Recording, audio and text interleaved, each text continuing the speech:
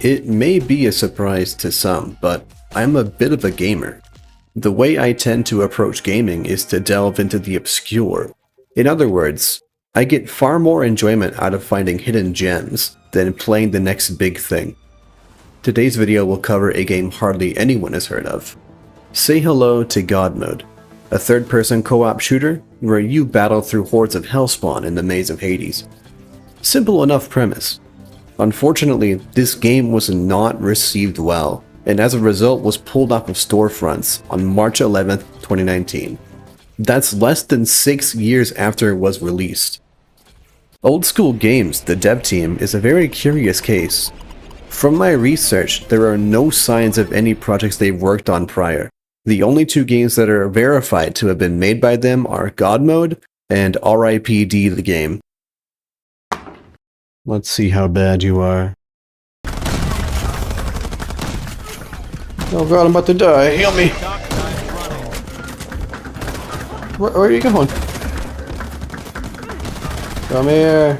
Sentry gun, go. Vroom vroom. I'm out of ammo. How do I fight you? Okay, what about this? Oh yeah. Punch! Oh yeah, look at that. Look at that. Punch. Punch. Punch. Punch. Watch out there, Bozo. I've got a machine gun with your name on it. Bang, bang. Yeah. Car doorman, meet my sentry gun.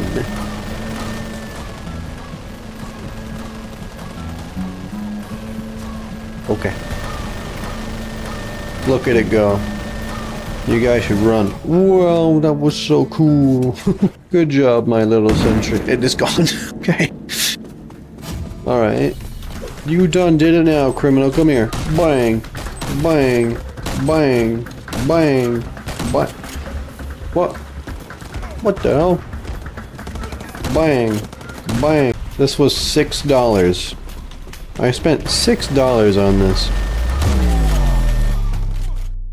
God Mode, to me, is a game that had a lot of interesting ideas, but the execution was far from perfect. The development trailer shows that this team definitely enjoyed making this game. For all its shortcomings, it's a game that hasn't left my mind since I played it 12 years ago, so surely it must have done something right. Ah, hello! Welcome to Hades. That's hell in a toga. I'm your spirit guide, and I'm here to help your worthless corpse navigate the underworld. So listen to me, and you might just survive. Before hopping into a match, you'll have the option to customize your loadout, and your character's fit. For your loadout, you'll pick 2 weapons and a power-up. There are 11 total weapons and 9 power-ups, all of which are quite varied. While the character customization is frankly a bit lacking, keep in mind this game only had an asking price of $10, and most likely would have been expanded upon if it ever had a sequel. The last thing we can pick are the oaths we want to activate. Think of these as debuffs you can enable, but in exchange you get increased XP and gold for the added effort. The movement isn't too strange for a third-person shooter. Your character can walk, sprint, and dodge roll in 8 directions. Keep in mind, this dodge roll does not provide any invincibility. The only reason for its inclusion, from what I can tell, is to counter one specific enemy, that being the Minotaur's charge. That said, lighter weapons like the SMG have access to a very fast roll when moving to the left. It covers quite a bit of distance, making it the most practical roll to get out of sticky situations. Two-handed weapons like the assault rifle have a significantly slower left dodge for some reason. And lastly, when using heavy weapons such as the minigun, your character can no longer sprint and will slow down even further when firing. All of this is to say that the weapon dynamics are quite interesting, and leads me to believe there were aspects of the movement that never got expanded upon. The visuals of God Mode are where it shines best, and that's no coincidence. Most downloadable games look like they could be played on the phone, and we wanted to do more than that. We want people who play our game to get a visual experience that compares with the stuff they buy in stores. Safe to say, I think they nailed it in the visual department. Hades Moon sets this unique mood right away. The backdrops are stunning, and the arenas you fight in are gorgeous aesthetically. Another map I like is Fire Lair. It has this breaking in kind of vibe to it, and the vast open space and chasms really set it apart from the other maps.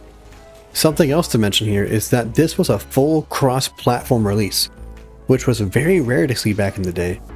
My one big gripe is how few maps there actually are in the game, with it totaling out to just 5.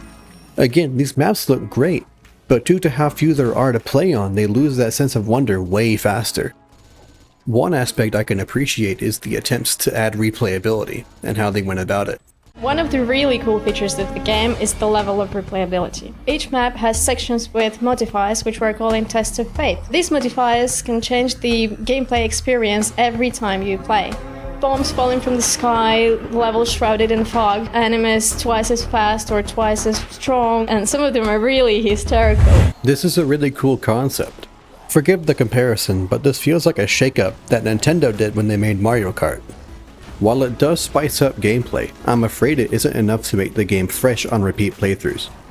Barring the fact that you receive at least 5 to 6 tests of faith per run, my main issue is that enemy spawns are essentially the exact same when replaying a map. In my testing, the enemies do randomize very slightly, but not nearly enough for it to be noticeable. It's also a big letdown since you will sometimes get a modifier that buffs a certain mob, but that mob doesn't spawn too much in that combat encounter. If I could change one thing about this game, it would be to make the spawning far more dynamic and unpredictable, so that it truly stays fresh and the tests of faith shake up gameplay even more. There's a surprising amount of enemy types in the game. You could even view all of them in the bestiary, a nice touch for sure. A lot of enemies are expected, like skeletons and such, but it's the way they all make up for their weaknesses that make the sandbox so enjoyable. For example, there's no shortage of ranged enemies, so camping's out of the window. Pew pew! Pew pew! Mages can be some of the most deadly enemies if unchecked for too long, and harpies occupy the skies, so you have to keep your head on a swivel. I think there's a strong case for enemies being a bit unfinished. The one I would point to right away is the Blood Minotaurs. They throw axes at the player, but they do an excessive amount of input reading. While this does technically provide some counterplay, it also feels like the game is cheating to try and sneak in a hit. And while I'm complaining, I just have to show you this. Oh boy, I can't wait to use my funny hammer. Oh my god, I can't die roll. Let's come here. Okay, what? You're still alive, come back! What do you mean? Oh my god, die. Oh. Yes, the hammer is that bad. You can't sprint, can't roll, and you're locked in place while you swing. Why? And as if it couldn't get any worse, you can't even switch off of it. You are stuck with it until the effect ends. The other power-ups are pretty cool though. We have some basic but powerful options like a shield that reduces a crazy amount of damage taken, a long-lasting heal that can also heal teammates in range, and the titular god mode, which is so broken it's only balanced by being incredibly slow to charge up. One power-up I don't understand though is On the Edge. Basically, this power-up forces you into a channeling animation, and during this animation you can be killed in one hit. If you get through it, your health and shields get filled to max. But this is a very dangerous and hard to use power-up. There's so much projectile spam in the game, you're very unlikely to get through the animation in time. A much safer and more useful power-up is Scavenge, which will spawn pickups from dead enemies. This also helps keep your ammo topped up, which is a very nice bonus. There are 3 bosses in the game, and each are very interesting, we'll say. Fire Lair has the Fire Beast, who slams down on the platform and sends fire blasts your way, killing most in one hit. The Dark Mage in the Fortress has an interesting gimmick where the Test of Faith rolls multiple times during the fight, making it very chaotic compared to the other 2. Lastly, the Bardness in Ascension is probably the weakest in my opinion. She tends to hide out of sight and sends ads your way, which makes the fight feel like a drag at times. Kind of meh in my opinion. Oh wait, I forgot something. It's a game of all time. That's it. Goodbye now.